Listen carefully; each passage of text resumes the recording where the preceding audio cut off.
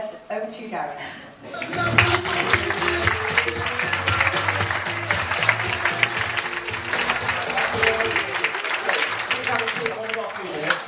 They said give him 18 minutes. I think 4 minutes has gone already. We'll get straight into it. Okay, who's ever seen me before? This is your first time. We'll have a show of hands. Yeah, that's the right answer. Okay, we've got a preloaded question.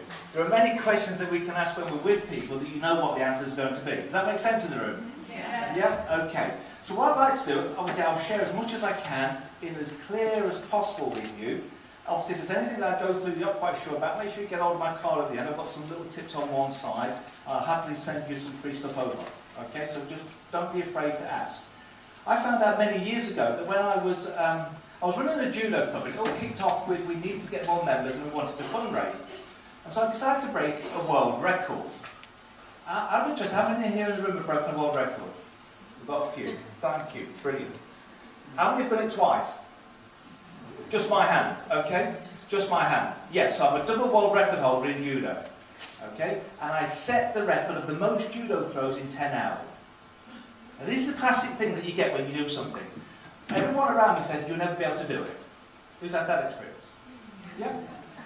I said to them, no, you won't be able to do it, I will. Now that wasn't arrogance, that was an internal knowledge of knowing, because I've done a quick calculation. And if you're ever worried about anything, do a quick calculation. All I did for about a minute, I had a few people walk towards me and I threw them with a very simple technique. And that was the one I'd chosen I was going to do. And when we'd done it for about a minute, I said, how many? And they told me. I did a quick calculation. It was way over 20,000 within 10 hours. I said, yep, we'll go for it. The record was about 18,000 throws, and the first time it was over 20,000. Two of us had to do it and broke the world record, which was fantastic. Now the challenge is the following year, I set the target to 25,000 throws for two of us. Now bearing in mind now, those people that says, oh, you'll never be able to do it, they couldn't say that anymore, could they? But then they said, oh, 25,000, that's a bit too much. So it is for you, but not for me. And the other person doing the judo throws didn't have a choice, because I told you he's going to do it. Sometimes just tell people, it's okay. You can think about it, you can have all the plans in the whole wide world, you just got to take action. It's really important, it really is. So I said to Lee, it's 25,000, split it in half, I'll do 14,000, you do 11. Is that alright? He said, yeah, it's fair enough. Because I knew that's going to be about the pattern. A day before I'm about to do the world record, I ring up against Book of Records just to double check. It's important to check things when you're going for a record. I said, just check and see what the record is at the moment. Someone had broken the record. It was 25,000. Right, you've got a day before, you've prepared for 3 months. What are you going to do, ladies and gentlemen? What are you going to do? 26. I can't hear, what? 26. No, it was 27,850 throws later, we then broke the record. I didn't tell anyone. I said to the people counting the throws, when we get to 25,000, keep going. And the two referees that were monitoring as well, do not stop. We keep going, okay? So what that taught me was a very important lesson, one that I've known for years anyway, that when you set your own goal, it doesn't matter what someone else says. That's their story. That's their limiting beliefs. That's their mindset. That's their whinging and moaning that they do all day long with everyone that they meet in their life, reflecting back on you. Saying, Arbonne, I've heard about that. Isn't that one of those pyramid schemes? You go, absolutely, I'm earning a fortune. Look at the white Mercedes and just walk away.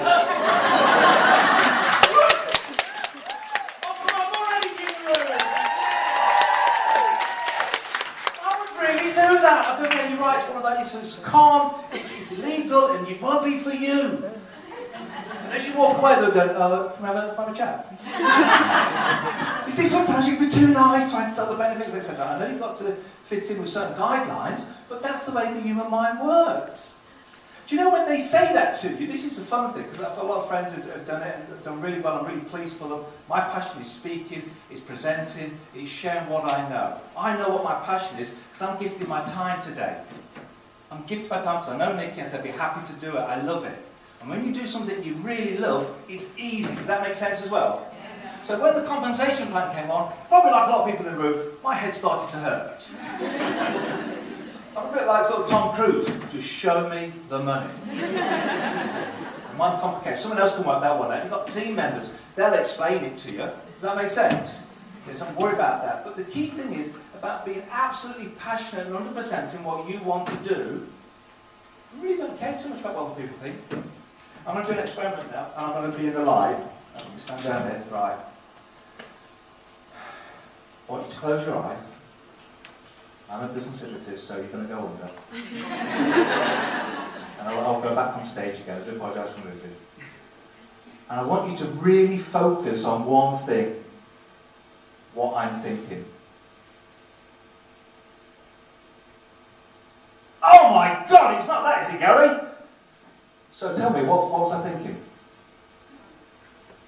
Feedback's good, feedback's good. Success, money, bonus.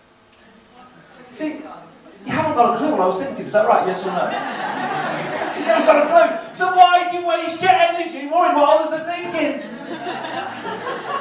It's one of the rules of psychology that when I'm working with a lot of people, I'll sit in my office and I'll face to face and go, right, this is really important. And on the very odd occasion, I've done the most cheesiest of things. I must apologise. I've lit a candle in the room.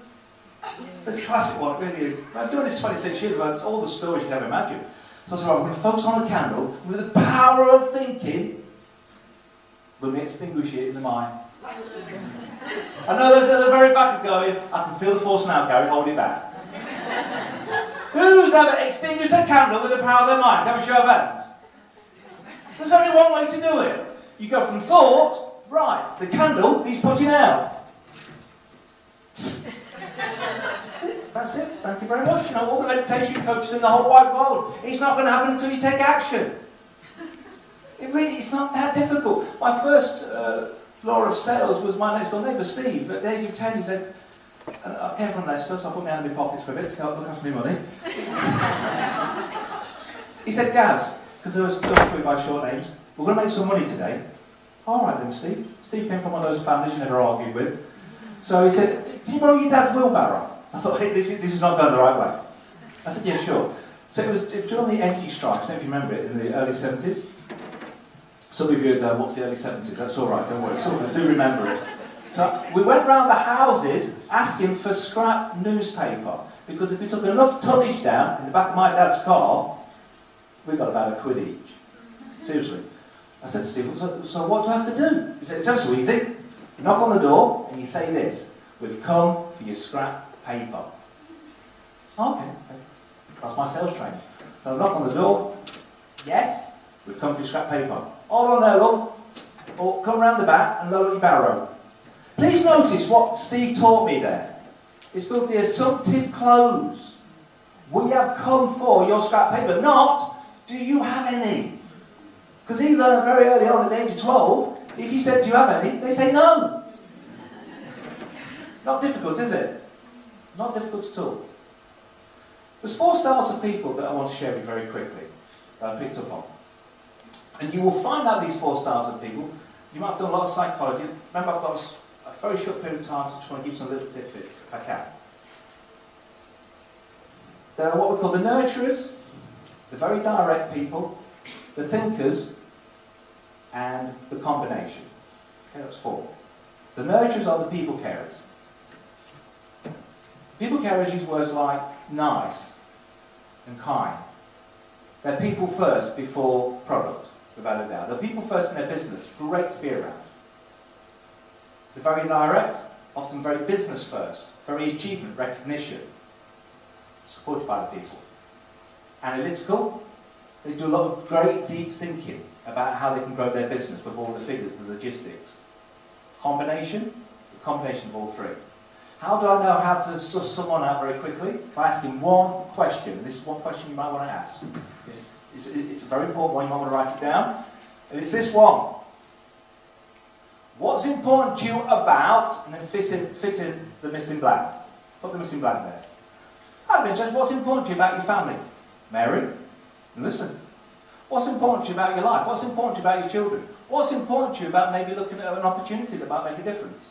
What's important to you about, and they will come out with an answer. Nikki, what's important to you about running your business? Sorry? No, come on, what's important to you about it? Quickly, what's important about your business? Leaving a legacy. Helping people to change their lives. Helping people, right. Thanks, Nikki. Sorry. Don't be sorry, don't be sorry. I put Nikki under pressure, she didn't expect it, and I'm not going to preload it. Helping people, that is a value known as nurturing. So if I can talk to Nikki, okay, well, I've got something I've been interested in about helping people and about helping them grow and develop. Would that be interesting for you? Well, she's nodding her head, she's smiling, she's teaching slightly as well. As a hypnotist, I know she's gone into trance. All you do then, you go, right, sign here now. Just cut out the middle, really, that won't tease it, please don't.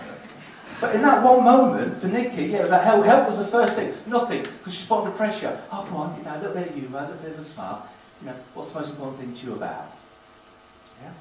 Your first name is, lady in the red jacket, I do apologise. What's your first name? Joanna. What's important to you about doing this business? That's interesting. Do you like being with people, yeah?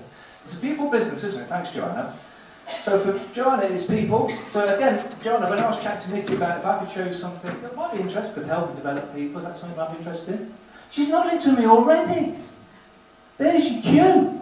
Look, if I could show you a strategy on how you could actually increase your sales and bring in more money than you ever had before, that might help people. Would that be of interest to you? Yeah, maybe that a bit more. So there's a bit more directive there. Yeah? The analytical will be looking at the compensation plans, definitely. They want to, if you're with an analytical mind personality, you've got to know exactly what that plan is and how it can be portrayed and what exactly their end payment will be. If not, they'll walk away because it's not fitting their value system. Does that make sense in the room as well? Yeah. So you can't have one way of presenting. At least 3 different ways. Does this look after people? Is it all about achievement, or is it about the stats and figures? Just have that in your mind. Very straightforward. 3 vehicles to think about, okay? People that like to help people, they're known as ambulances, because they carry people from where they are to where they want to be. In emergencies, they make a lot of noise. Is that right, yes or no? All the nurturers in the room that think sometimes people aren't nice, can I have a show of hands? Yeah, we've got them. There we are, yeah? You might say things like they're selfish. Who's ever said that about someone? Yeah? Okay. Ambulance drivers, ambulances, okay? People that are very direct, they're known as snowplows, because they drive a pathway, they're natural leaders. Doesn't mean they're good ones, they're just natural leaders. There's a difference, okay? Who likes just to go ahead and achieve and do all that sort of stuff? Can I have a show of hands? Who likes paintball days and a lot of fun and jumping up and down, screaming? Yeah, natural, snowplows do that, yeah?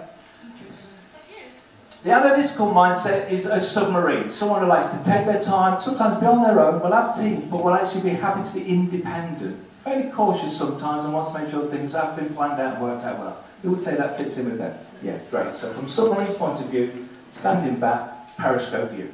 Yeah? All makes sense. But if I know that's the case, I can then talk about the opportunity to you in your way. It's like talking a different language. It can take me a whole day to teach you all this stuff. I've only got about 3 or 4 minutes left, possibly. Is that right? Yeah, I'm good with my time. Alright, so let's get to the point then. If you want to feel confident, if you want to feel great about anything in your life, one thing I would like you to think about is this. Your thoughts are neutral until you attach meaning to them. That's got you thinking, hasn't it? Yeah. You see, I could show you all sorts of different techniques. I'll show you one. They can make a massive difference if you want to do it. But the reality is you get insight into what that means for you. When you get the insight, that really keeps those fires burning inside of you. Yeah? Let me show you what I mean by this. Can you just stand up for a second? Thank you. Just stand up in the room. Take a deep breath in. For those who aren't moving yet, you have to move. This is a quick one. I've got about 2 minutes left. Deep breath in. Arms up in the air. And as you bring your arms down, moan. That's a good arm moan. Very, very good. Take a deep breath in again. Arms up in the air. Excited moan. Go! I'm not finished yet. One more time. Deep breath. Arms in the air. Orgasmic moan. Go! About the same as the second one. Have a seat. Thank you very much. Tell me, why did you do that? You always do as you're told. Some of you go, no, of course not. You just did it. Okay. Why did I do that? It's got a pattern interrupt. It's about changing your state. Change your state. If you want to feel confident, it's about feeling good about who you are. Feeling about who you are. Another quick one. Stand up again, please, because we're about a minute into it. Peter, 1 minute there, so I'm getting there. Right, good on your timing. So stand there. Hands on your hip like Superwoman. Superwoman. Come on, breathe in like Superwoman. Breathe out so you don't pass out. Tell me, how do you feel? Come on, outstanding for our finish. Come on, one more deep breath in. Before each presentation, breathe out. Big smile on your face. Imagine you're Superwoman. Every time you speak to someone, they buy into the opportunity. What would that be like? Come on, tell me.